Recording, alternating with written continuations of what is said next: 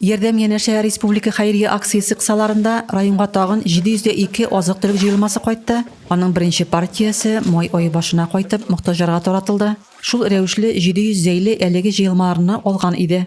Бу юлы исә җыелмаларның 32-се авыл җирлекләренә, калганнары мохтаҗ булган шәһәр халкына таратылачак. Один транш мы уже получили, раздали, все они рады. Бер партияны алдык инде. Аны алучылар бихуш калды.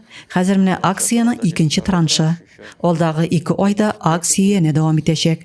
Гомумән, хөкүмәт тарафыннан мондый ярдәм алучылар аны хуплап көтеп ала. Әлеге акция кысаларында чираттагы партия зәйгә июнь һәм июль аенда кайтачак, һәм зәй тулаем 3000 артык җыелма алачак. Аларны тарату белән волонтерлар отряды, шулай ук мәдәният, спорт, мәгариф, яшьләр эшләре идарәләре отрядлары мәшгуль. Акциягә эшмәкәрләр дә кушылды. Азык-төлек җыелмалары ярма, макарон, консерва, тәм-томнар, сок, чәй, он, көнбагыш мае, шикәр комыннан тора. Мондый бүләк алучылар бу игелекле гамәлгә бик канәгать, рәхмәтле. Рәзимә Кашапова, Денис Ипатов, Татарстан хәбәрләре.